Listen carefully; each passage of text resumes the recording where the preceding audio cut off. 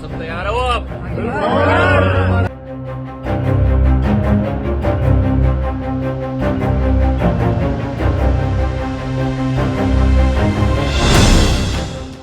केंद्रीय मंत्री ज्योतिरादित्य सिंधिया एक बार फिर से अपने पुराने संसदीय सीट से चुनाव मैदान में उतर गए हैं, लेकिन इस बार उनकी पार्टी बदल गई।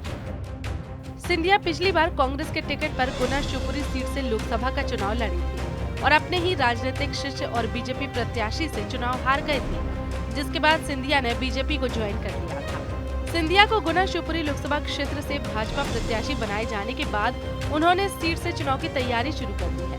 शुक्रवार को ज्योतिरादित्य सिंधिया ने शिवपुरी में अपना चुनावी जनसंपर्क शुरू किया और जिले के बीजेपी कार्यकर्ताओं की बैठक की। इस अवसर पर भाजपा कार्यकर्ताओं को सिंधिया ने लोकसभा चुनाव में जीत का मंत्र देते हुए कहा कि इस बार लोकसभा चुनाव को लेकर कोई बड़ी घोषणा नहीं करनी है, बस केंद्र और राज्य की बीजेपी सरकार की योजनाओं की बात करनी है।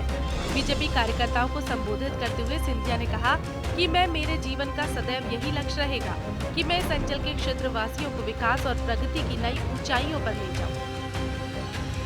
सुरेश धाकड़ जी ने, राजू वाधव जी ने, देवेंद्र जैन जी ने ये प्रस्ताव मेरे पास लाया, रेलवे ओवरब्रिज बनवाइए, जनता का समाधान करवाइए। 1 जनवरी 2022 को मैंने रेल मंत्री जी को चिट्ठी लिखी।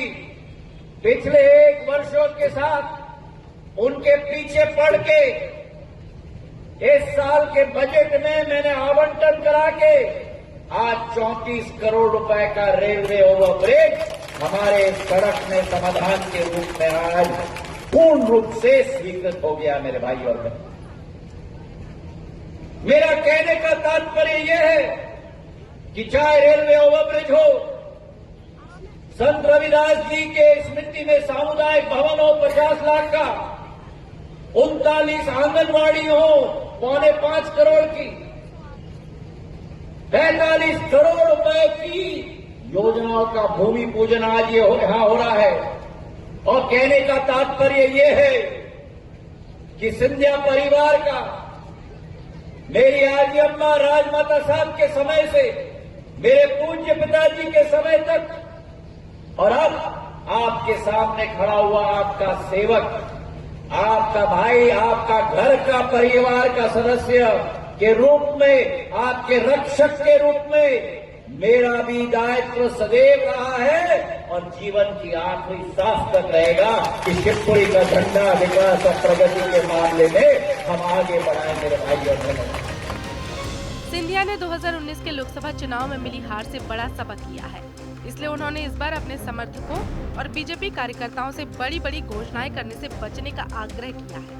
गौरतलब है कि 2019 के लोकसभा चुनाव के दौरान सिंधिया ने कांग्रेस के उम्मीदवार के रूप में चुनाव लड़ा था, तो यहां विरोधी भाजपा उम्मीदवार केपी यादव से चुनावी तुलना में कांग्रेस कार्यकर्ताओं ने उनकी 6 लाख से अधिक मतों से जीतने की बार बार घोषणा की। लेकिन इस घोषणा के विपरीत जब चुनाव परिणाम सामने आए तो परिणाम कुछ और निकले और सिंधिया 1.25 लाख मतों से हार गए थे। यही वजह है कि सिंधिया ने इस बार बड़ी घोषणाएं करने से खुद भी बच रहे हैं और समर्थकों को भी बचने की सलाह दी है।